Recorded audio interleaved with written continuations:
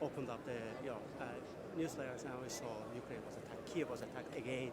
The main question comes to our mind is that how could that be possible when we supplied Ukraine with, we thought, right weapons were supposed to prevent this kind of attacks on Kiev. What is your take on that? First of all, the attack on the Children's Hospital was an atrocity. It was a horrible thing. And our hearts go out to the Ukrainian people. And no one should ever have to see what they have seen. Vladimir Putin did that. What he is afraid of the unity and the strength that this summit is demonstrating among in the alliance. He wanted to have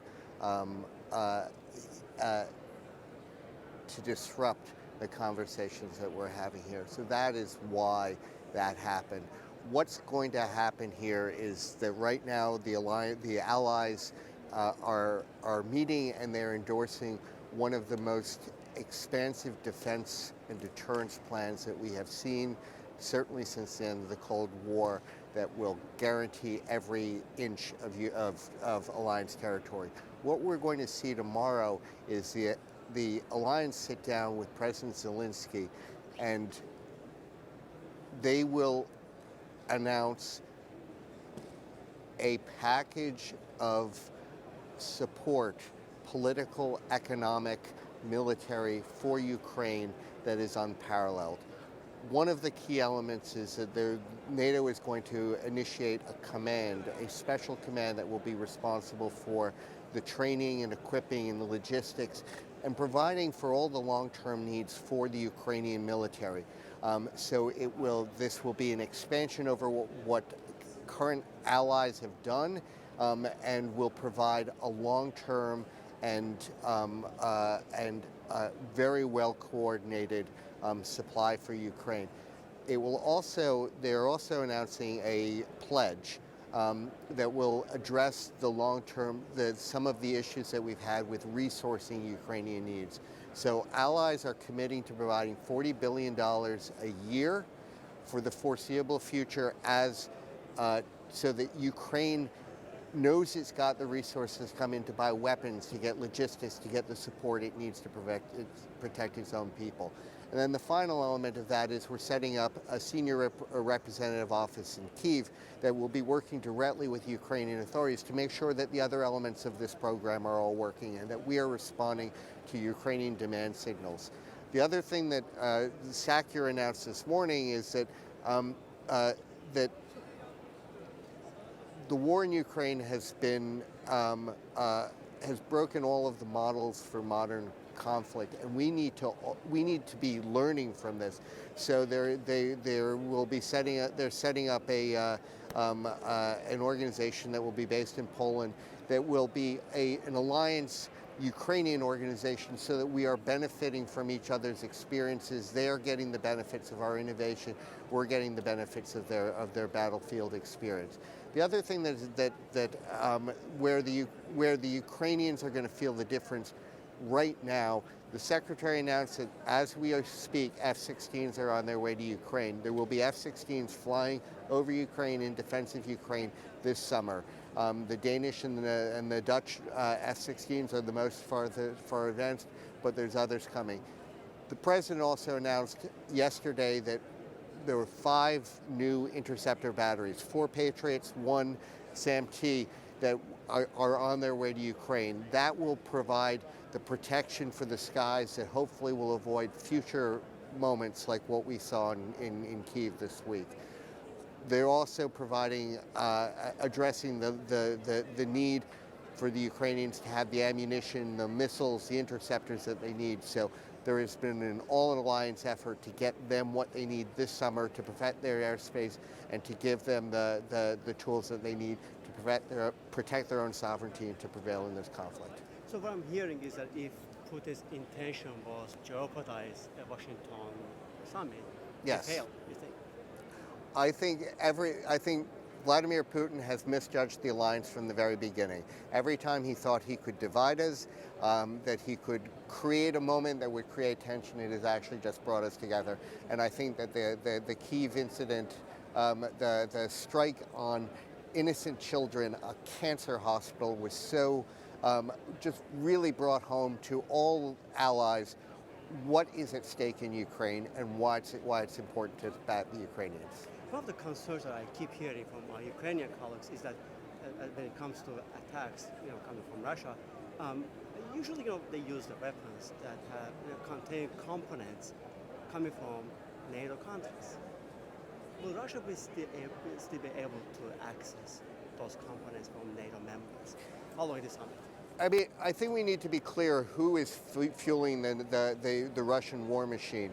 90% of the subcomponent of the semiconductors that are in Russian weapons are coming out of China. 70% of the machine tools that are being used are coming from China.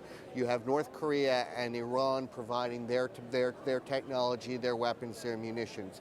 So that is the Russian defense base would grind to a halt without the active support of China and North Korea. So we need as an alliance and as partners, we all need to be focused on the threat that poses to all of us and to work hard to disrupt that. That's very helpful. I have one more question about the news that you shared. The Special Representative's office, you said we're going to have in Kiev. By saying we, you meant the United States government. No, this is a NATO. It's a NATO special representative that will be based. That was new to me. NATO had an office there, and this is going to enhance that.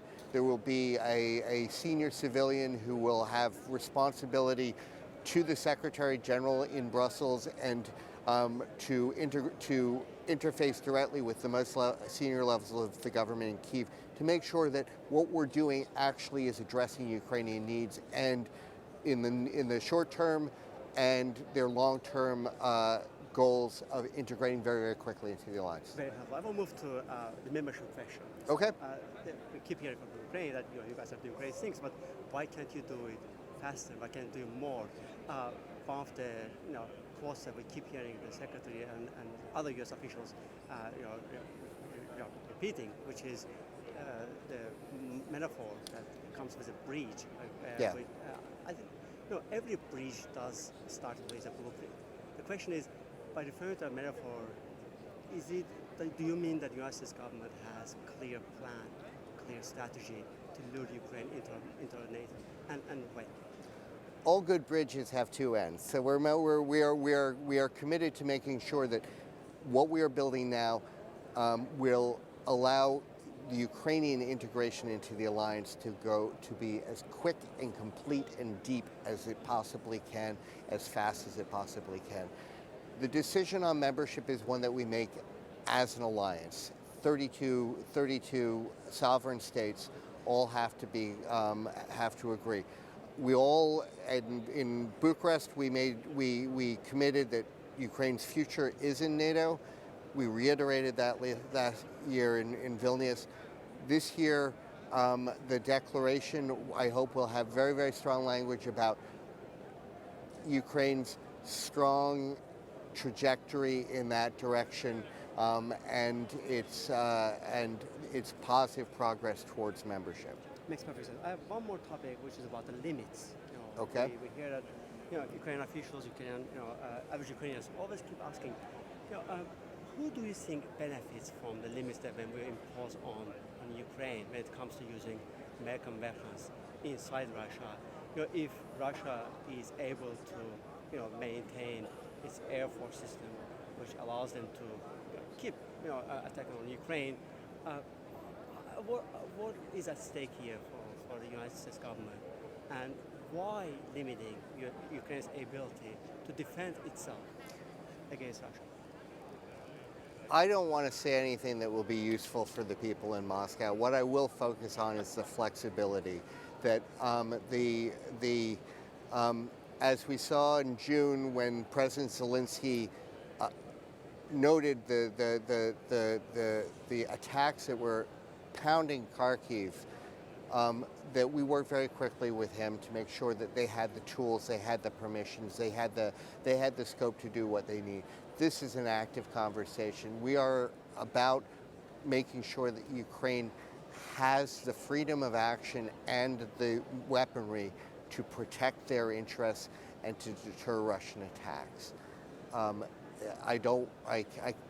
want to just emphasize that this is a cooperative, flexible, and forward-looking process that we are fully engaged in with the Ukrainians. By doing so, aren't we becoming predictable for Putin? He knows that he can get away with if we limit Ukraine's ability against his attacks. I don't want to get into wordsmithing that he might be able to find useful. What I will say is that we have worked with the Ukrainians to provide the flexibility that they need to address the threats that that are attacking their territory. My very last question on this. Okay. Is it still under consideration when it comes to lifting those limits? When is it a good time to move forward on that? I know the U.S. has, U.S. has done a lot of good stuff since last year. A lot of red lines have been crossed. Is it even being discussed? There is no one limit. This is a conversation that has very much to do with the Ukrainians are full partners with us in finding the best way forward. I appreciate your time. Okay, thank you very much. Thank you.